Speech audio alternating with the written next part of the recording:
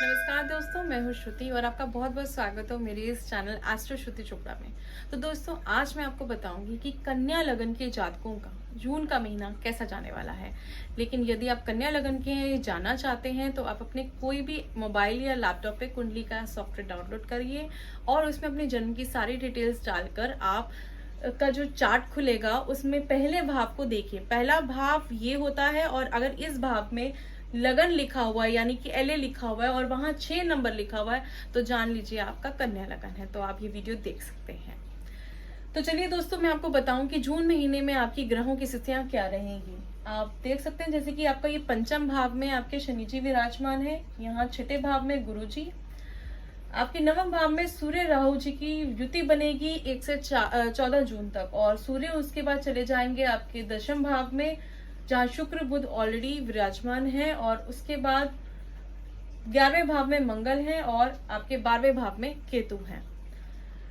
तो शनि की यहाँ पर मैं अगर बात बताऊं तो शनि यहाँ पंचम भाव में बैठ के सप्तम की दृष्टि भी जो आपके मंगल की सप्तम दृष्टि भी आपके पंचम भाव में पड़ रही है। तो ये बहुत ही खराब योग यहाँ बन रहा है। शनि मंगल जब आपस में देखते हैं तो उस घर का कहीं ना कहीं नाश जरूर करते हैं और ये घर आपके पढ़ाई का, ये घर आपके लव अफेयर्स का, मैं मेजरली बोलूंगी ये आपके घर बच्चों का भी है। जैसे कोई इस टाइम पे कंसीव करने के लिए प्लान कर रहा है तो वो मंगल शनि यहाँ पर कहीं ना कहीं उनको ये प्रॉब्लम्स देंगे, तो इसके लिए सावधान रहे।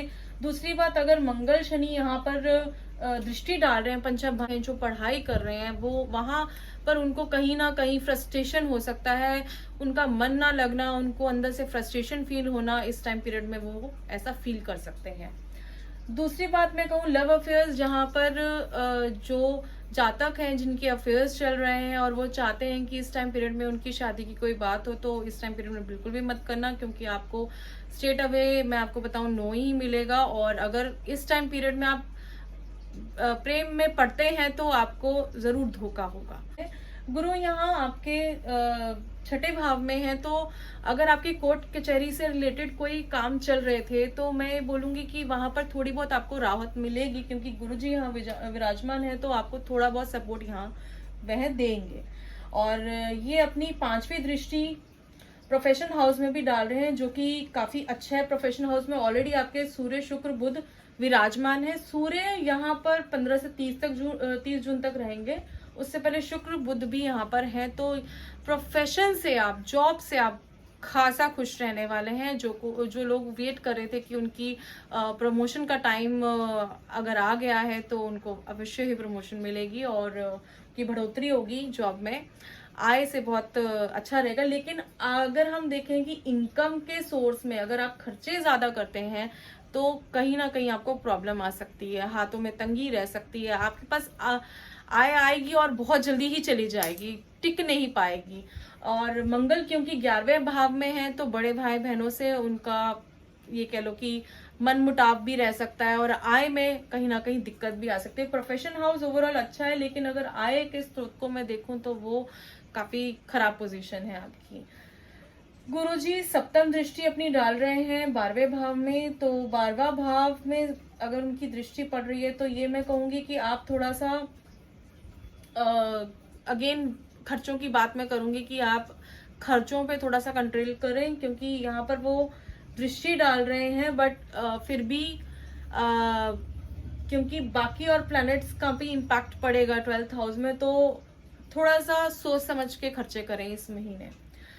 उनकी 9वीं दृष्टि जो है वह दूसरे भाव में पड़ रही है, तो ये आपके लिए थोड़ा सा ये कह लो कि गुरु जी यहाँ आपको सपोर्ट कर रहे हैं। जहां बाकी ग्रह आपको आपके लिए ऑब्स्टेकल्स क्रिएट कर रहे हैं, बट गुरु का यहाँ आशीर्वाद है तो कहीं ना कहीं वो आपको बचाते रहेंगे। बट फिर भी मैं बोलूंगी कि आप सावधान रहें इन सब चीजों में।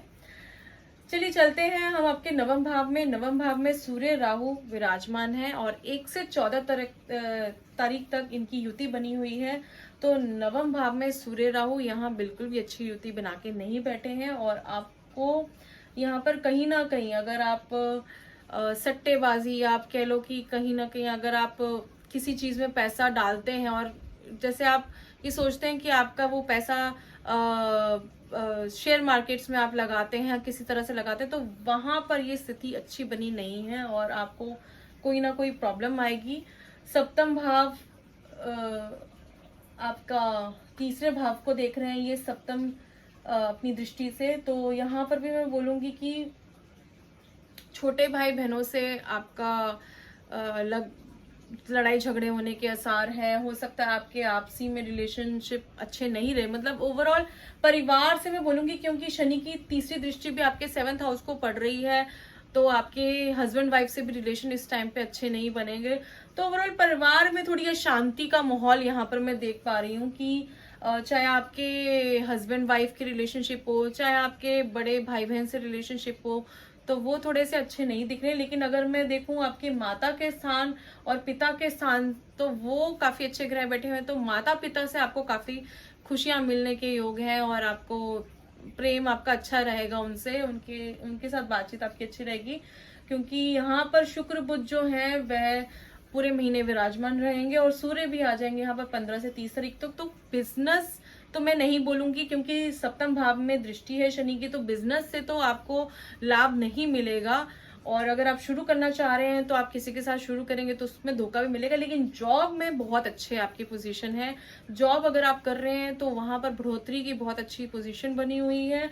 और वही आपके 4th हाउस में देख रहे हैं, तो आप अगर वाहन का सुख देखना चाह रहे हैं, अगर आप वाहन लेने की सोच रहे हैं, तो आप इस टाइम पीरियड में वाहन भी ले सकते हैं, घर की प्लानिंग भी कर सकते हैं। अगर आपके, क्योंकि ये ट्रांजिट का चार्ट है, अगर आपका अपना पर्सनल चार्ट, आपका जो लगन का चार्ट है वह अच्छा है, स्ट्रांग है, आपका जो आपके बाकी प्लैनेट्स अच्छे बैठे हुए हैं, तो आपको ये सुख भी प्राप्त हो सकता है इस टाइम पीरियड में, अगर दशा अंतर्दशा में आपकी इन राशियों में से कोई राशि बैठी हुई है तो यहाँ मंगल में देखूंगी कि मंगल की 4th, 7वीं, 8वीं दृष्टि पड़ रही है आपका ये 2nd हाउस में आपकी दृष्टि पड़ रही है। तो यहाँ पर भी, क्योंकि मैं आपको वही बोल रही थी कि आय से आपको थोड़ा सा देखना पड़ेगा कि किस तरह से आप मैनेज करोगे। आपको कहीं ना कहीं आप में ऑब्स्टिकल्स आने के चांसेस पूरे बने हुए हैं, या आपके खर्चे ऐसे होंगे कि आप उस चीज को संभाल नहीं पाओगे। और यहाँ पर अगेन मंगल की दृष्टि शनि पर और आपकी मंगल की दृष्टि आपके 7th हाउस में भी पड़ रही है, तो आपस में हस्बैंड वाइफ के रिलेशनशिप्स में शनि की भी दृष्टि पड़ रही है, मंगल की भी दृष्टि पड़ रही है। मैं आपसे रिक्वेस्ट करती हूँ कि आप मंगल के उपाय और शनि के उपाय अवश्य करें।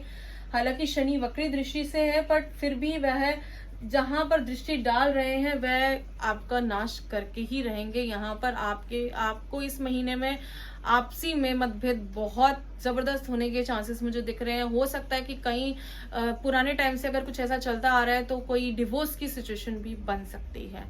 तो मैं ये बोलूंगी कि आप इस टाइम पीरियड में उपाय जरूर करें, और बाकी आपके लिए दुआ करूंगी कि अच्छा रहे आपका ये समय।